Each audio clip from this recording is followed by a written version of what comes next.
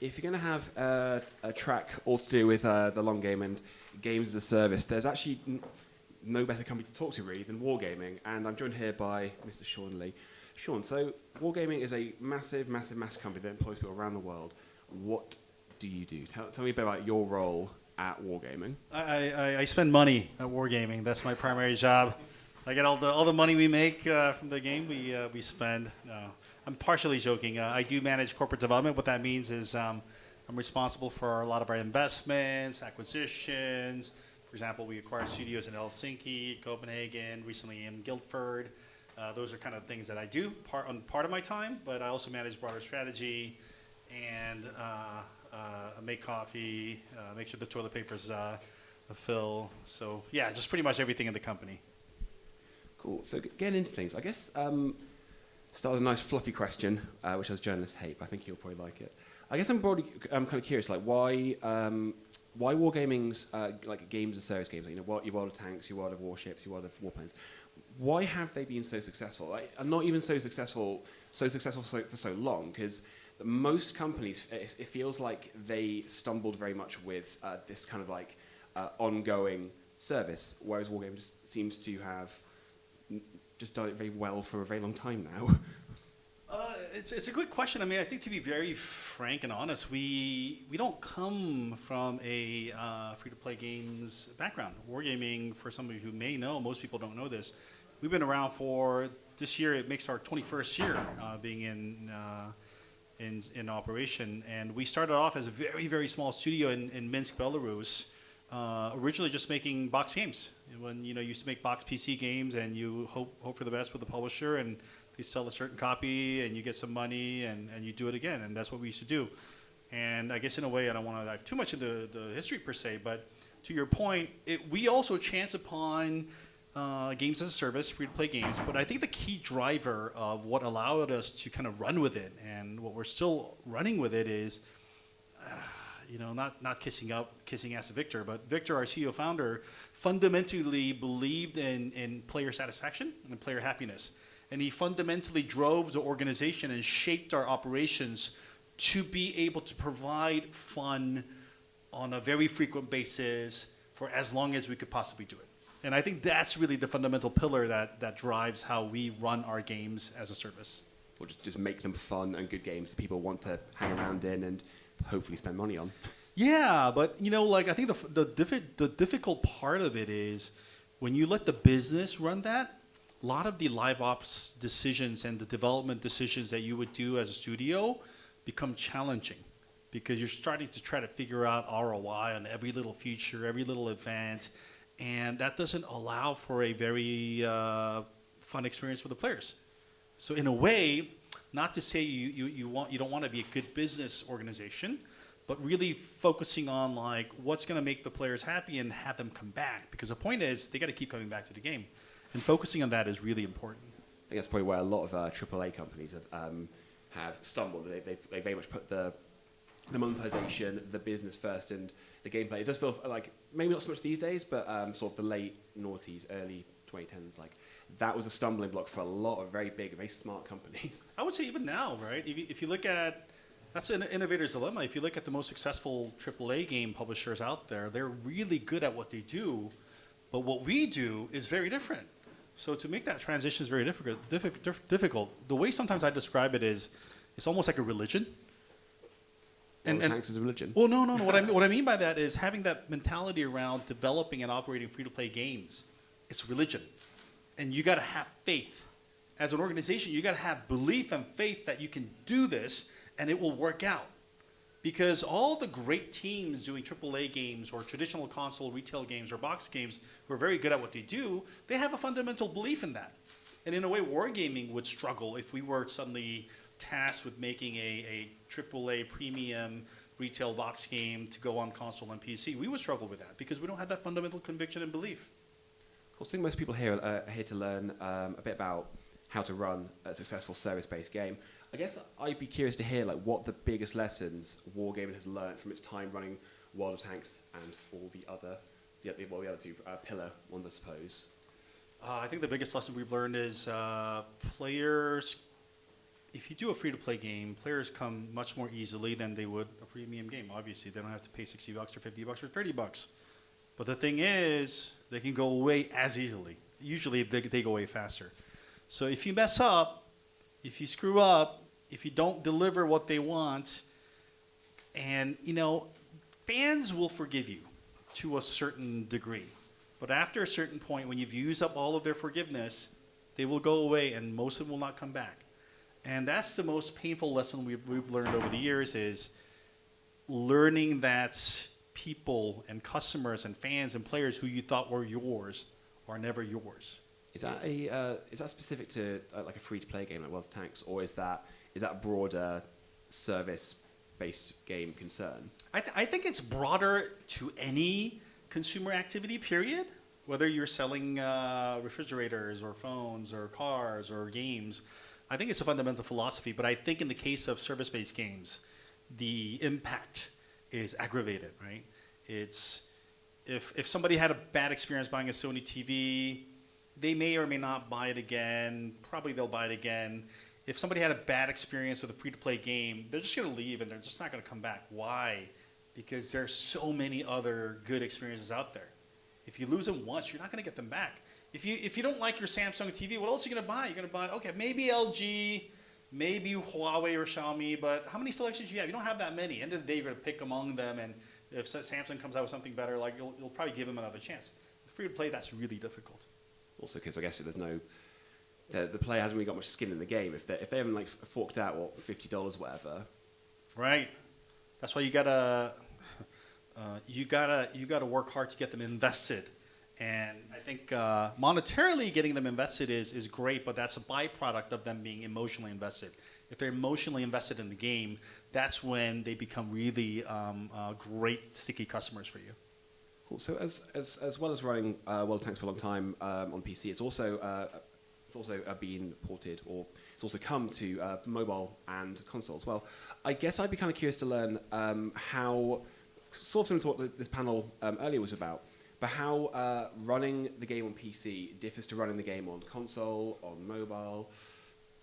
I think several years ago, or many years ago, there was a much bigger differences between the platforms, and the gaps and how you operate and whatnot was quite starkly different. I think what we're seeing is, as the days go forward, the differences between the different platforms are reducing. Sure, like different people collect your paycheck, collect the money. Some Microsoft collects, PC you collect, Apple collects, and the rules and guidelines on how you can operate within those from a technology framework or community access framework are different, but not really. If you can look at Fortnite and other games that are becoming more and more cross-play, end of the day, it really doesn't matter all that much how developers and publishers engage with your community. Is becoming largely this fluid, dynamic thing where you can do it regardless of whether your game is PC, mobile, or console. So, I know this is not a direct way of answering your question, but largely they're becoming similar, and we are adapting towards that direction. What I guess, like, how are you adapting, would you say? For example, I'll give you an example. Like, it's more recent, but traditionally, how do you engage with your PC gamer community? Oh, Discord or some Facebook community, whatever. Or there's a handful of Reddit and whatnot. It's the same thing for our mobile games. We use mobile to engage with our mobile gamers. Discord to engage with our mobile gamers. Facebook, Reddit. It's the same. And how they interact and how they chat, whether you're using your PC chat inside the game or your mobile chat inside the mobile game, is largely the same. And in fact, largely the core gaming experiences are the same as well. The only thing that's prevented by the individual owners of these platforms like Apple and Google and Microsoft, whatnot, is they kind of block off their walls so the money can't go back and forth. But otherwise, it's largely similar. Well, I also always found Wargaming's audience very fascinating, because a lot of it, by your own admission, they aren't your core gamers. You've actually got like a really broad, more like, I guess, like the hobbyist people, some people who will probably play simulation games, I suppose. I guess I'm kind of curious, like, what challenges does that pose for managing your community? Because you've got a lot of people in there who are core gamers and will probably understand a certain language, certain way of being spoken to, they can be found in certain places, whereas the rest of your community is probably bit more disparate, I suppose. Right. I think the key to answering the question actually was in your question, which is hobby, right? Hobby is one way to look at it. Lifestyle is another way to look at it. I think in a way, if you take a perverted view of wargaming games, we're not really making games. We're, as cliche as it sounds, we've made a hobby by accident. We've accidentally made a hobby. So I don't know if you like fishing or if you like golfing, we accidentally created another hobby which is called Wargaming Games or World of Tanks, World of Warships. And the way our customers engage with our experiences is exactly like a hobby. It's not like a hardcore gamer engaging with a game in the classic way you would engage with a game.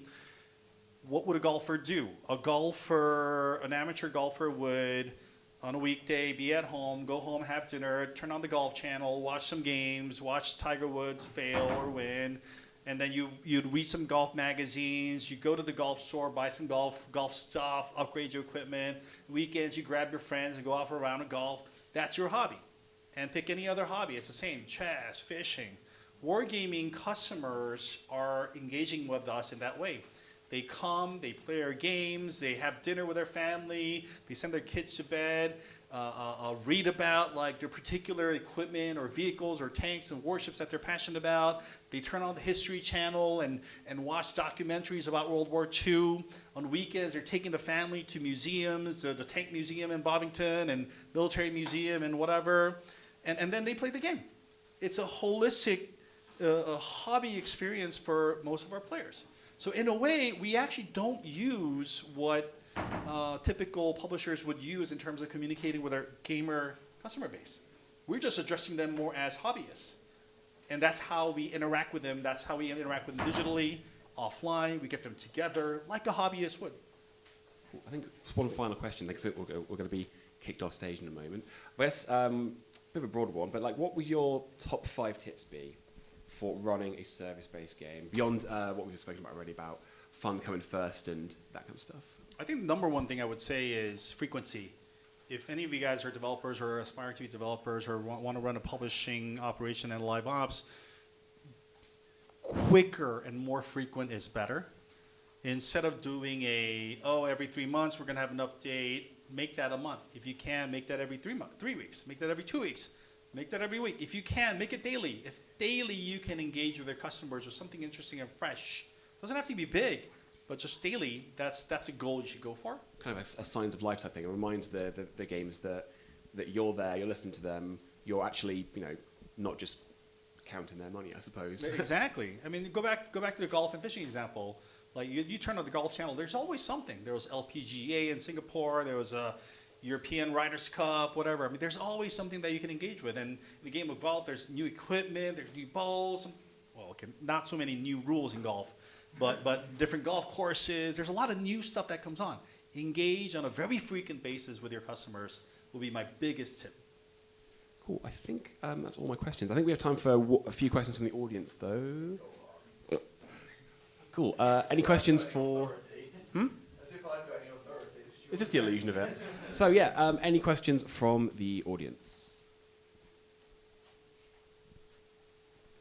I actually have a question. Why are you guys here? I genuinely, it's 5:20. Everybody should be off drinking happy hour, grabbing a pint in a nearby pub.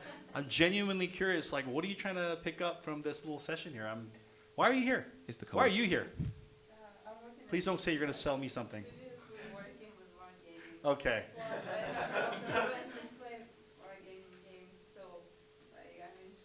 Okay. Got it. I'm genuinely curious. Can I ask you, why are you here? Okay. Yeah, Natalie works for me. Profound knowledge. I'm not sure I can provide. Anything engagement and community is my area, so. Yeah. Got it. Okay. Yeah, I think time was too short to really dive into details, but as I said, I think the fundamental thing is faith. That's the biggest trouble I've had when I engage with studios and developers, especially if you come from a non-free-to-play background, if you don't come from a games as a service background. The biggest challenge I've noticed is you don't have faith. It's hard to make that leap of faith. If you saw the Indiana Jones movie where he's got to cross that chasm for the goblet, and if you don't have that faith, you can't make that jump, and then everything else just falls apart from there. Fantastic. Well, thank you very much for taking time to sit down with us. Thank you, guys.